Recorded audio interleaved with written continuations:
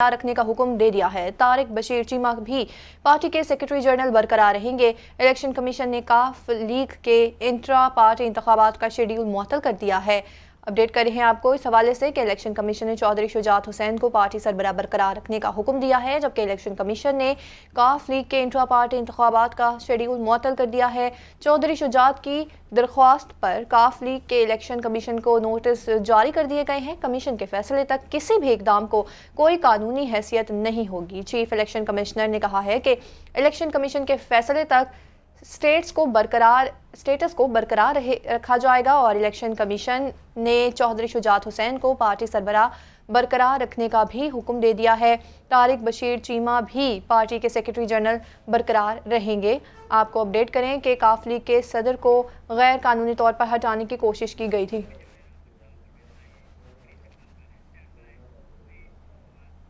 और अभी आपको बराह रास्त लिए चलते हैं। वज़ीर आला पंजाब परवेज़ इलाही तकरीब से खिताब कर रहे हैं। उसके नतीजे में यहाँ अमन ख़राब हुआ और दूसरी साजिश जो फ़लस्तीन में की गई मुसलसल हो रही है, वहाँ भी इसी तरह ही मुसलमानों के साथ हुआ।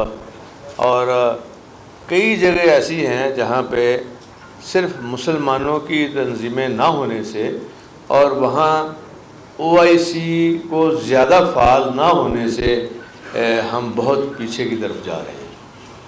और प्राइम मिनिस्टर साहब को मैं खराज तहसीन पेश करता हूँ, इमरान खान साहब को, कि जिस तरह उन्होंने जनरल असम्बली में ये मसला कश्मीर आलमी सतह पर उजागर किया, आज तक किसी रहनुमा ने नहीं पेश किया। और वो मैं समझता हूँ कि आज भी न सिर्फ पार्टी का बल्कि पाकिस्तान का और हर पाकिस्तानी का ये कौमी फरीज़ा है कि कश्मीर बनेगा, ये शहर है। कश्मीर बनेगा तो पाकिस्तान मुकम्मल होगा, वैसे मुकम्मल नहीं है। और इंशाअल्लाह ये जद्दोजहद ये जारी है पिछले 75 साल से और ये जारी रहेगी, क्योंकि कश्मीरी भाइयों के साथ हमारे रिश्ते हैं, खून के रिश्ते हैं। और अभी जो जुल्म उन्होंने करते हैं उसकी इंतहा हो गई है वहाँ पे। और अब उनकी अपनी जो तंजीमें हैं हिंदुस्तान की, वो भी उठ खड़ी हुई हैं कि कम से कम ये उनकी आवाज़ जो है वो इंटरनेट भी और सारा कुछ बंद कर देते हैं। इंटरनेशनल कम्युनिटी भी हो के गई है, इंटरनेशनल मीडिया भी हो के गया है। लेकिन हमें सबको कोशिश ये करनी चाहिए कि जो अमीर मालिक हैं मुसलमान और OIC के बड़े इम्पॉर्टेंट अहम रुकन हैं, उनको चाहिए कि वो इस इशू को उजागर करें और ज़िंदा रखें। ज़िंदा तो रखा हुआ है, लेकिन अब आगे की तरफ पेशरफ्त की ज़रूरत है, क्योंकि जब तक हम खुद कुछ नहीं ना करेंगे तो कोई नहीं करेगा। और मैं ये समझता हूँ कि इतना लॉकडाउन कि वो हर तरफ कर्फ्यू, ना दवाइयाँ सही मिल रही हैं उनको, ना खाने पीने की चीज़ें सही मिल रही हैं, और उनके रहने के लिए जो उनकी खेती बाड़ी थी, जो एग्रीकल्चर था, वो तबाह बर्बाद होकर रह गया है। तो हर जगह से आवाज़ तो उठ रही है दुनिया में। ब्रिटेन में आवाज़ उठ रही है, ब्रिटिश पार्लियामेंट में बात होती है, हमारे पार्लियामेंट में बात होती है। और मैं ये समझता हूँ कि हमें ये हमारा एक कौमी फरीज़ा भी है सबका कि इस इशू को डेड इशू ना होने दें, बल्कि इंशाअल्लाह ताला आप दुआ करें, ज़रूर एक दिन आएगा कि कश्मीर आज़ाद होकर रहेगा और पाकिस्तान का हिस्सा बनेगा।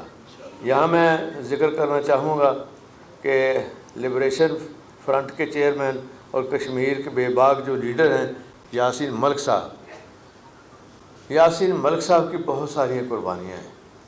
और जिस तरह जेल के अंदर उनके साथ सलूक किया जा रहा है और उनका ट्रायल नहीं हो रहा, और उन्होंने भूख हड़ताल भी कर रखी है, उनकी सेहत भी बड़ी ख़राब है, उनकी जिस्मानी हालत भी बड़ी ख़राब है, लेकिन किसी को कोई तरस नहीं आता। और जुल्म की इंतहा हो चुकी है कि सीधी जवानों को घरों से निकाल के उनको गोलियां मार रहे हैं ये हिंदू जो वहाँ आर्मी भेजी है।